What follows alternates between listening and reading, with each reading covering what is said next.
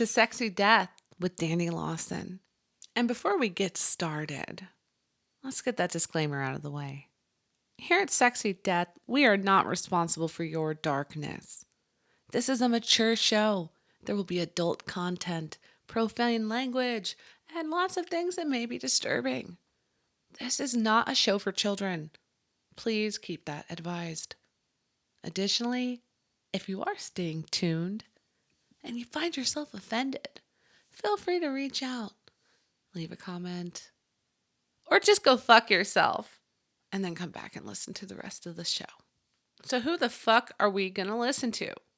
Well, we are going to listen to a track from Noxium Ferus out of Norway. They are a black and death metal band with, honestly, some really sick, demonic, aggressive growling, which I love. I do love. And it is stellar. It has old school vibe.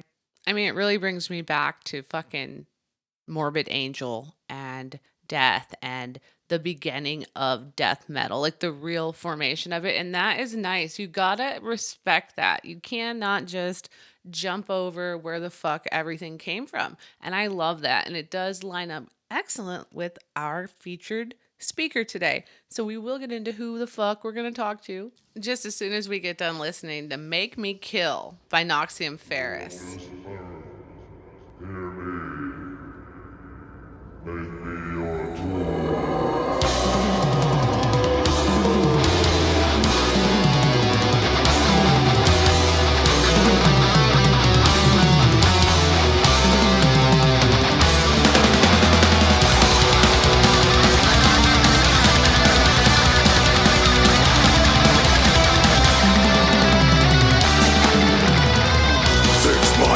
Generals of hell, I invoke thee.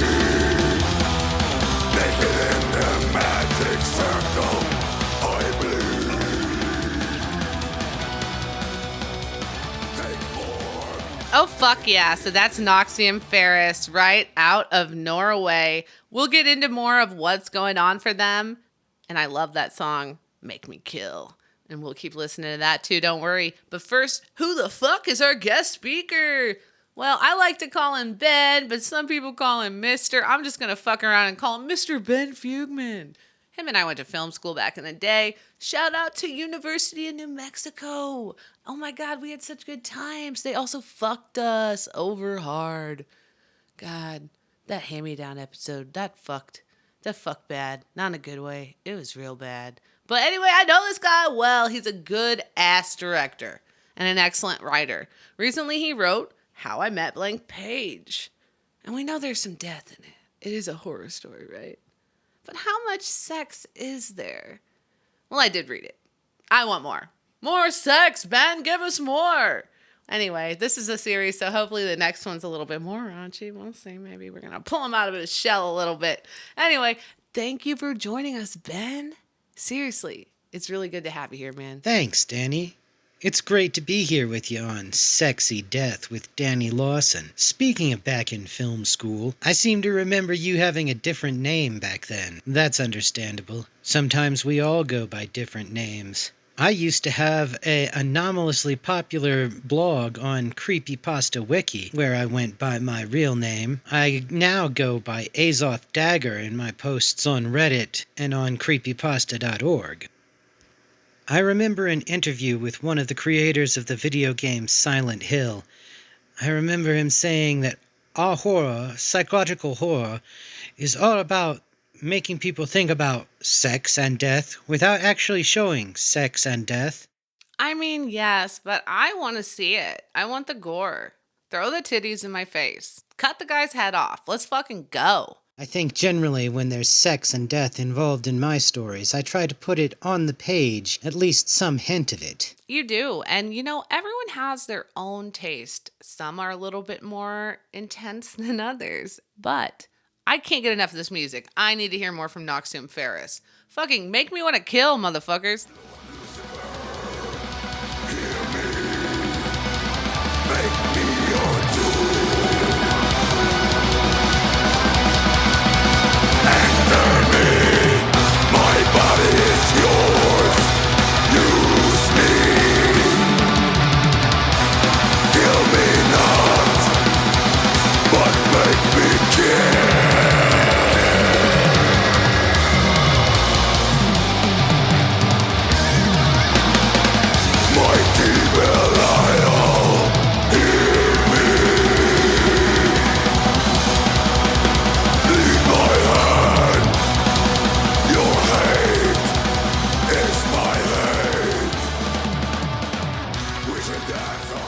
Fuck yeah, that was Noxium Ferus with Make Me Kill. And before we move on to How I Met Blank Paige by Ben Fugman, let's hear from the lead vocalist of Noxium Ferus himself. I am Spine-tingling, also known as Nethor, from back in the early 90s when I was managing Trelldom. I'm the commander of the band Noxium Ferus, which means brutally harmful, brutally offensive, which is our agenda. Brutally harmful, brutally offensive. I like the way that sounds. I try to do that here as well. Be my real self, regardless of if you like it or not. That's not what this is about. This is about digging into interesting topics and fucking getting out of that box. Now, what did you say the drummer's name was? On drums I have Terje Martinussen, who used to play in Trelldom. He also played live with Tåke and Sharimot. On guitar I have Rune Reckless Knapstad. And on bass I have Jan Martin Ottesen. And for live guitar we also have Torgeir Esperal. Once again, that's Noxium Ferus, and this is Make Me Kill.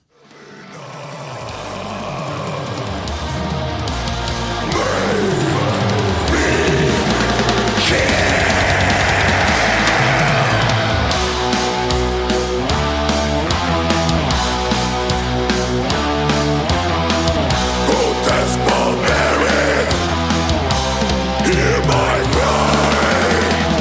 The young must die. The suffering of infants. The suffering of infants is thy bliss. At last, we are going to jump right in with Mr. Ben Fugman reading us his short horror story of How I Met Blank Paige. So, without further ado, here's How I Met Blank Paige. By now, you may have heard about Blank Paige, maybe even from my posts about her on r/creepypasta. If you have, you're probably wondering about how I met her. Well, I'll tell you. It was a few years ago, but don't let that give you the wrong idea about your odds if you meet her. Paige started working at a local supermarket I frequent. She worked at the health and beauty counter sometime in early summer. I don't remember the exact month, and I feel like she tends to have that effect on people. It took me several times passing by her before I noticed her total lack of facial features as anything unusual, and that in itself is bizarre. By contrast, I noticed her bright orange hair right away. I couldn't tell you a single specific outfit she wore, only that everything she wore was oddly muted from light grays and browns to washed-out pastel colors. What I remember most clearly is that every time I happened to talk to her, it felt like she was being overtly flirtatious, but I tried not to take it personally, since it seemed like she was flirting with literally everyone I overheard her talking to at the store. More than that, several of them seemed to take it personally, since they flirted back. I specifically recall one guy telling her she had beautiful eyes, and I couldn't tell if he was joking or what. Anyways, it was a few days later. I was dining out at a local restaurant when I saw Paige on a date with a local woman. They were both having flank steaks. The local woman commented that her steak was chewy. Paige said that she thought hers was very tender and easy to chew. They traded steaks, which seemed to satisfy the woman. Paige didn't seem to have any trouble eating the replacement steak. It was honestly a bit weird how the meat disappeared into her face. It seemed that her teeth cut through it and her lips closed around it, but there was no other visual indication of the depth of her mouth as compared to the rest of her face. That's what we're all trying to find out, right? Just how deep does it go? It should come as no surprise that her nostrils are equally indistinct. Her nose can only be distinguished in profile. I think that was the first time I actually thought of the name Blank Paige. If you care what I ate that night, it was a cheeseburger with bacon, since I judge any dining establishment by the way they make a cheeseburger with bacon. If they can't get something that simple right, I'm not interested in finding out how they mess up the rest of the menu. That particular restaurant passed the test, but I've only been back there one time. The time I went there with Blank Paige. The day after the night I saw Paige out at a restaurant with a woman, I overheard the man who'd made the out-of-pocket compliment about Paige's eyes brag to a friend of his that he'd scored with the faceless ginger a few days ago. I can't think of who else he could be referring to besides Paige. Oddly, that didn't affect my perception of her one way or the other at the time, but somehow it made me inexplicably cross with him. Just like general disappointment in him for bragging so crassly. I didn't really know him, so I figured it was none of my business how he wanted to chronicle his personal history to his friends, nor how loudly. It was a few days later when I went to the health and beauty aisle of my local supermarket for a new tube of toothpaste. They were out of the toothpaste I prefer to use, so I was standing there staring at the toothpaste section, and just none of what remained there looked at all appealing. The counter is right next to the toothpaste section, so at some point Paige noticed me and asked if she could help. I explained that my preferred toothpaste was completely out of stock, and I was having trouble picking an alternative from those present. She recommended one that was the same brand, but a radically different formula. Activated charcoal instead of Himalayan salt. Menthol instead of peppermint. I still can't get used to the taste. But I still can't find my preferred toothpaste anywhere. Okay, the toothpaste. Fuck. I mean, really, is it that important that you get the toothpaste that you like? I mean, are you guys really picky about your toothpaste? I guess I'm not so picky. Just, I don't know. Seems like a lot of effort to put into some fucking toothpaste. Let's see where it's going to lead. Anyway, I have no idea how, but the conversation about the toothpaste somehow led up to her asking me if I'd like to have dinner with her after her shift. She suggested the same place where I'd seen her out with the local woman a few days before, albeit she simply said the name of the place, but I have my reasons for being vague. Kill me not.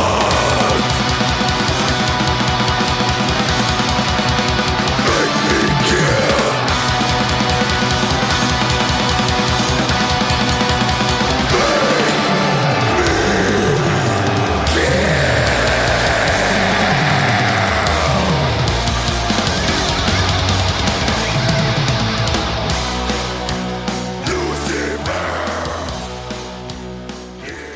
Dinner with Paige was honestly pleasant, in spite of the growing unease I was feeling about the awkwardness of the whole situation. I mean, the fact that she had no facial features, and was a woman with what would generally be accepted as a conventionally attractive body type who had asked me on a date and actually showed up, the latter being more anomalous than the former. But right then, in the moment, it felt nice just being there sharing an evening meal with someone. I ordered a ribeye steak, and Paige ordered a cheeseburger with bacon. Exactly what I'd ordered the time I'd been there before. It did occur to me that Paige must have been watching me then even more carefully than I was watching her. Either that, or I was reading into it too much. At least, that's what I told myself. We talked about ancient ruins, like the coincidental similarities between the Giza complex and Teotihuacan, the world grid and megalithic measurements. Then Paige brought up Angkor Wat in Cambodia, and how there's allegedly a carving of a stegosaurus there. I know where she probably got the idea, but I couldn't just go along with that. I pointed out that it looks much more like an armadillo with some rocks or termite mounds behind it. She seemed nonplussed by the response, but not at all surprised. It was like she'd drawn the same conclusion herself and decided to ignore it in favor of the more fun hypothesis endorsed on television. The conversation seemed more detached after that. It was almost as if a thread had snapped and the bit of common ground we'd had was enveloped by a yawning abyssal sinkhole. Like a cat stalking its prey. Watching. After the date, I accompanied her back to her condominium, where I wound up spending the night with her. Suffice it to say, there wasn't much sleeping involved. But even throughout the whole night, it felt like each of us was just going through the motions and doing what the other expected. Technically, I didn't expect any of it, but that's because I tend to set my expectations low in the high hopes that they'll be exceeded. So if I had had any, they certainly were. But that's not what you're here to hear about. That's the funny thing about this culture. We don't seek pleasant experiences, we certainly don't expect them. We're trained to look for the worst in each other, to expect the worst to be true, even want the worst, because it would prove us right. Oh, fuck, you're getting deep there on me, Ben. Because that is true.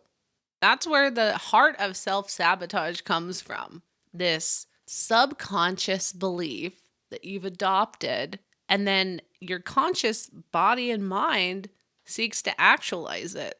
What's interesting is if you're succeeding at self-sabotage, then you can succeed at making your fucking dreams come true. But it will require you to start looking at it from a different vantage and not expecting the worst. Although evil is sexier. In the morning, I woke up while Paige was still half asleep. I bid farewell to her. She was trying to talk me into staying and let her fix me a drink. Knowing what I know now, I'm glad that I was able to decline so cordially and that she didn't insist more strongly. All in all, I can't say for sure that she wasn't intending to poison me that morning. Something I had no logical reason to suspect at the time. I'm just not much of a drinker, especially in the morning without coffee. During my walk home, I noticed a missing flyer. I recognized the face on the flyer as the woman I'd seen on the date with Blank Paige before. During my walk home, I noticed a missing flyer. I recognized the face on the flyer as the woman I'd seen on a date with Blank Paige before. I didn't full-on assume immediately that Paige was behind her disappearance, but it definitely crossed my mind. After that, I tried avoiding Paige, trying not to be overtly rude about it. I figured with how popular she seemed to be, she'd forget all about me soon enough. And maybe she would have. Maybe that would have been the end of it, but if it were, you wouldn't be reading about it here. It was just a few days after that when I decided to take a walk for no particular reason, and this is where impulse control would have been very helpful, but apparently I have none. For some reason, I walked down the street that runs parallel to the one where Paige's condo is. From an empty lot surrounded by lattia fence, I heard a man screaming bloody murder, followed by a sickening, wet, tearing thump. My eyes instantly darted to the source of the noise. In the middle of the empty lot, two figures were illuminated by the pale moonlight.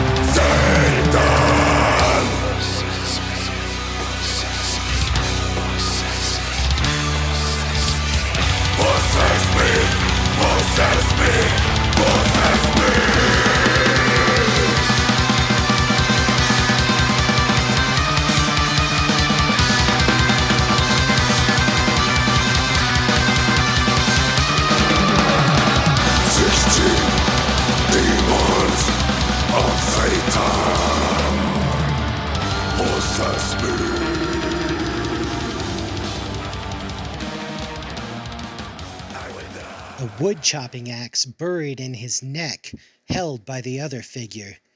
Even from behind, in the dim lighting, I could tell it was her. Blank Paige. I'd like to think I'd recognize that fiery orange hair anywhere now. With some effort, she pulled the axe out and swung it again, this time splitting open his sternum and covering herself in a rain of gore and viscera. I tried to quietly pass by as she continued hacking at the undoubtedly dead victim. Unfortunately, my third step landed on some loose particulates, and Paige undoubtedly heard me. As she whirled around, axe in hand, and started towards me.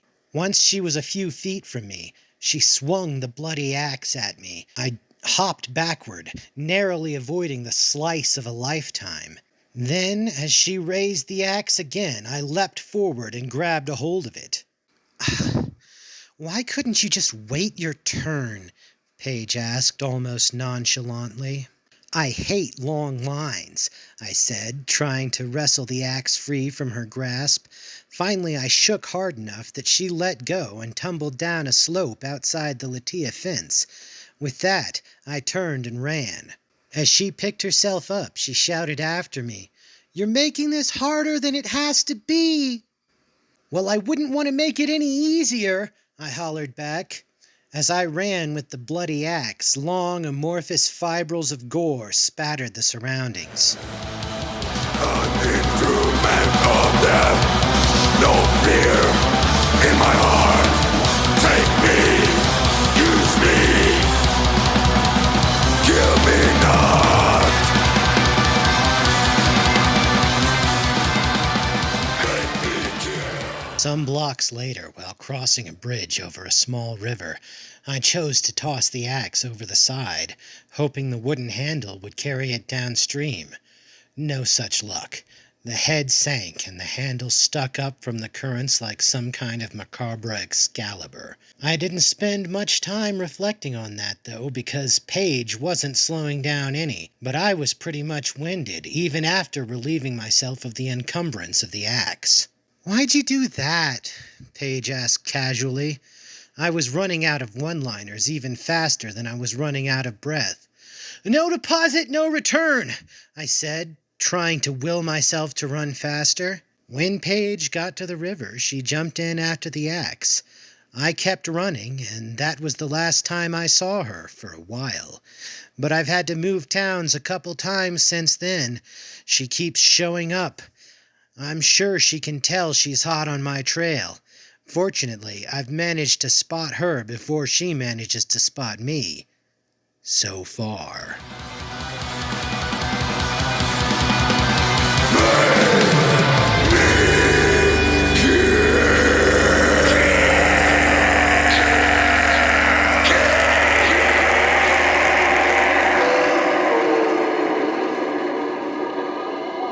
I hope you found it enjoyable. And thanks again for having me on the program, Dani. Thank you so much, Ben. That was an excellent read and well written. Now, I know you're working on something special right now, too. Could you share that with us real quick? Thanks, and now that you mention it, I am working on a new screenwriting project that's kinda hush-hush for the original Annie, Kristen Vigard, who also appeared in the film The Survivors with Robin Williams and Walter Matthau. Fuck yeah, that sounds like an incredible opportunity, man. And thank you and Noxium Ferus for joining me on the show today. Lucky number 2, baby. Join me back here for number 3. A little birdie told me it's going to be about a serial killer. Thanks again, guys.